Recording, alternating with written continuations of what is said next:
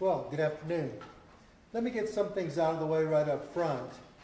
The Sumerian king list contains pre-flood and post-flood kings who ruled in southern Mesopotamia from no earlier than 4800 BC to roughly 2000 BC. 17 copies have been discovered. I was able to find about half that number. Many of the kings are non-Sumerian. Until 2371 BC, the official language was Sumerian, then became Semitic Akkadian overnight when Sargon came to power. Most Near East historians find Sumerians interesting and act as if no other people group was important. Historians avoid any mention of Bible personalities, especially Adam and Noah. Theologians, on the other hand, concentrate on biblical characters and events and proceed as if the nearby Sumerians didn't exist. Historians do accommodate a people group who spoke a Semitic tongue and lived in the same region with the Sumerians. They also recognize Semites. They do not recognize Adamites.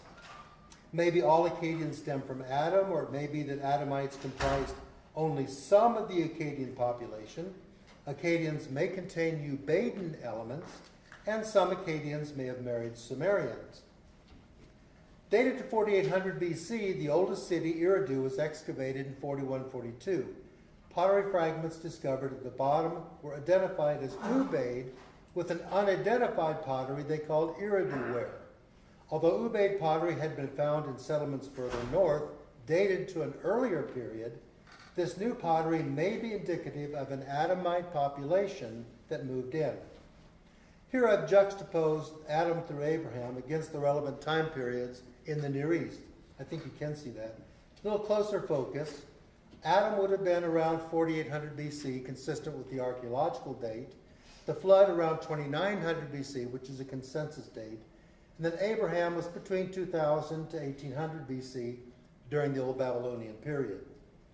There are 4 rivers and 3 lands that pertain to the Garden of Eden.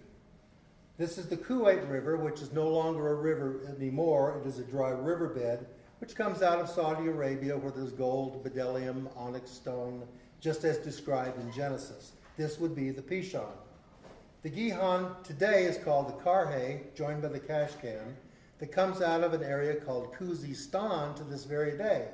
Genesis says Cush. This would be the Tigris or Hiddekel. Here's the Euphrates. So we're looking somewhere in this area, and out of Eden, a river went out of Eden to water the garden, it says in Genesis. Early settlers, Ubadans in the region, diverted water from the Euphrates down an ancient dry riverbed to furnish fresh water to Eridu, the garden, Ubaid, and probably in that order. Here it is on the map. This is what they use to divert the water. We might call it a water wheel. They call these fountains. In the background, you can see a river. They called any body of water the deep. So this would be a picture of a fountain of the deep. You see that in Atrahasis, fountain of the deep. You also see it in Genesis. When kingship was lowered from heaven, it was in Eridu, said the Sumerian king list, and Archibald Say says that the Babylonian tradition places the Garden of Eden near Eridu. There are at least a dozen commonalities between Adam of Genesis and the legend of Adapa. According to legend, Adapa was a priest in the city of Eridu. Now they excavated Eridu, and this is what they found on the bottom layer on virgin soil. They found this tiny shrine, and on this little altar, they found traces of burnt offerings. I contend that this was the very place that Abel presented his offerings to God before Cain murdered him. So where did Cain go?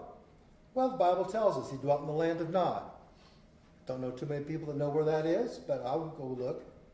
However, there's another better clue.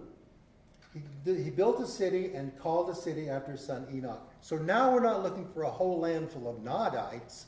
We're looking for a place, a city called Enoch. Well, that's easy. It's right here on the map. All Cain had to do was travel right up the Puritan-Eridu Canal, either by boat or he could have walked 26 miles, move in with the settlement of Ubadans, took a wife, and they named their first son Ak.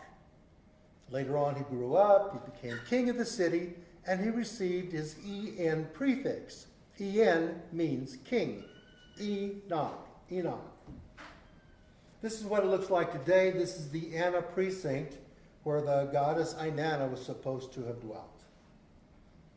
Now, just by reference here, we see Cain and Seth. Everybody knows them. Then they had 2 sons themselves, and they were Enoch and Enosh. Those were Adam's grandsons. The En prefix, again, means king. Well, we just saw where Enoch was king at Enoch. So where was Enosh king? Same place. Right next door, as a matter of fact. They were twin cities. Is anybody from Minnesota? Anybody heard of Minnesota? What are the twin cities? Absolutely. Well, not if you lived in southern Mesopotamia. The twin cities to you were in Sumerian, Unug and Uruk, or in Akkadian, they were Erech and Enoch. Now, I'm going to read to you a bit of Enmerkar, the Lord of Aratta. Enmerkar was the second king to settle after the flood in this city. He's going to tell you what the city is. Aratta you see in Genesis as Ararat. And what I want to point out to you, what is in red, is untranslated Sumerian words, transliterated into English, but not defined so that you really know what they are. So what's Kulaba, Unug, An, Unug, Kalaba, Ziana, Dilman, Iana of Japar? How would anybody read this and get any idea what the king was talking about? So for your benefit, I had it entirely translated. City, majestic bull bearing vigor and great awesome splendor, the twin city. Breast of the storm where destinies determined, Enoch. Great mountain, there the evening meal of the great abode of the Sumerian father god was set. In those days of yore, when the destinies were determined, the great princes allowed the sacred precinct of Enoch, the twin city, to lift its head high. Rain, which brings forth dappled barley, were then increased in Enoch, the twin city. Before the land of Bahrain yet existed, the sacred precinct of Enoch, the twin city, which we saw what's left of it today, was well founded, and the holy cloister of the fertility goddess and the brick-built twin city shone forth like the silver in the lobe. Now he's told us something, and I think it's important. I'll show you this slide to show you the differences between Sumerians and Akkadians, ethnically, not just that they spoke another language. You see the Sumerian on the left has a bald head, big ears, big nose, no beard, and he wears eye makeup. On the right is an Akkadian that has long beard and long hair. But what I want you also to notice is that he's presenting a sacrifice to a Sumerian priest. Well, he's an Akkadian. Didn't they worship one god? Well, yes, they did. But the Sumerians had many gods. They were polytheistic. They were idol worshippers. And this is the very problem that brought on the flood. What happened to the Akkadians? They were corrupted by the Sumerians. I'm going to talk about the Sumerian king list, and by doing it, I'm going to show you a couple of Akkadians. Long beard, right? And in the middle between them is the sacred tree, which is a date palm, harkens back to the tree of life. If you Googled WB44, which is what you'd likely get, if you said, what's the Sumerian king list, you'd get what's on the left. WB62 is a little harder to find, but you could find it, and you can see that they are different. I had more king lists to use in addition to these, but these were primary king lists that I used. What I did is I built a composite list so that we would have 10 patriarchs to compare against 10 kings. This is a fractured tablet, got rid of that. Enmerkar is in 2 places. Well, it's not possible, but in the other Sumerian king lists, he's in 3rd place. I used that. So I put together a composite list from Eluim down to Ziasutra, and there's the cities and where they dwelled. Then the flood. Now, Eluim and Algar ruled at Eridu, and then a bad thing happened. Eridu was smitten with weapons, and kingship was carried to Bad Tabira. Now, I told you I would tell you why the Sethites moved up north. War is very disruptive. I can tell you that for sure. Here's Bad Tabira on the map. It's modern Medina today. Meanwhile, the Sethites and Canaanites are sequestered at Uruk. and side by side in twin cities. How do I know that? Or how would we know that? Or how would anybody know that? Well, they were naming their kids the same names. Mehujael, Mahalalel, Methushael, Methuselah, Lamech. They couldn't have done that if they were not in close proximity. If they were in different locations, they never could have done that. Back to the composite king list, Enmenlawana and Mengalana are Sumerian kings, followed by Dumuzi. Now this is a cylinder seal impression of Dumuzi. You'll notice that he has a long hair and beard, meaning he is an Akkadian. This cylinder seal impression of Dumuzi is the world's first folk hero. Consort to the goddess Inanna. The courtship of Inanna and Dumuzi is one of the oldest love poems. The Hebrew version is Ishtar and Tammuz. When he disappeared, women of the city wept and wailed for the departed Dumuzi for centuries. The prophet Ezekiel had a vision where he's brought to the door of the gate of the Lord's house, and there sat women weeping for Tammuz. The prophet bemoans the fact that even the women of Israel are perpetuating this ritual. Even though the legends are fabricated, this provides legitimate evidence that Dumuzi was a flesh and blood human being. Women don't cry for fictitious personalities.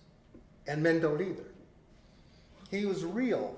If Dumuzi was a real person, doesn't that infer that the rest of the kings were also real people?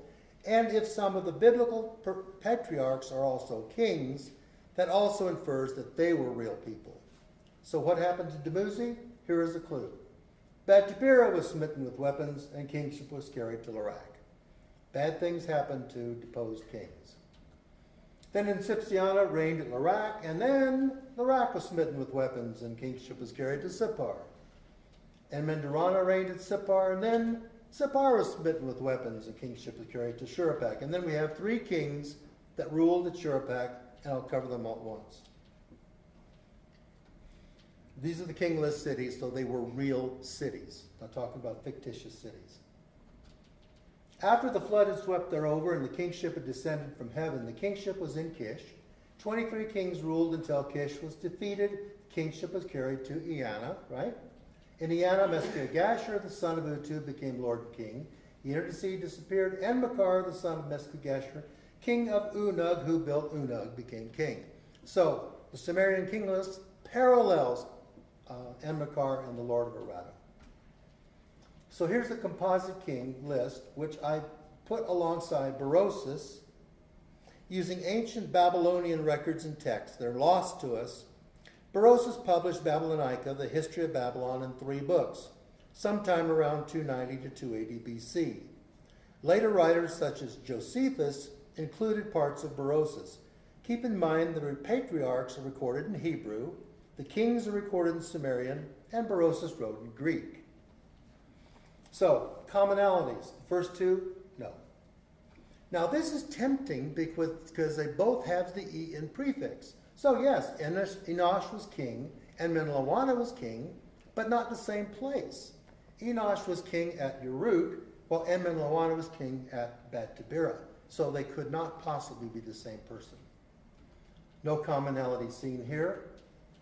Here, Berosus picked up on Mahalalel, where he got him and why he bunged him into his list. I have no idea. He's not in any other king list that I can find. It was just his own idea. Dumuzi is in every king list. No commonality seen here. Now, when we get to Enoch and Mendarana, I put a question mark, but I should have put maybe or perhaps or quite likely. And that's because there was only one capital city at that time. There wasn't room for 2 kings. Enoch was translated, taken up, so that he should not see death. And the legend about Enmendarana was that he was taken away by the gods and taught certain divine mysteries. So there's some commonality in their names and where they were, and I believe they probably were the same person. Can't prove it. And then I come to the last 3. Note that Berosus keyed in to both Ubertutu and Ziusudra. Sukerlam is also known as Shuruppak, the same name as the city.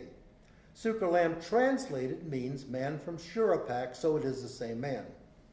From a book that was translated in 1974, The Instructions of Surapak, we know that a father-son relationship exists between him and the next king, Ziusudra, since the instructions are to Ziusudra, his son.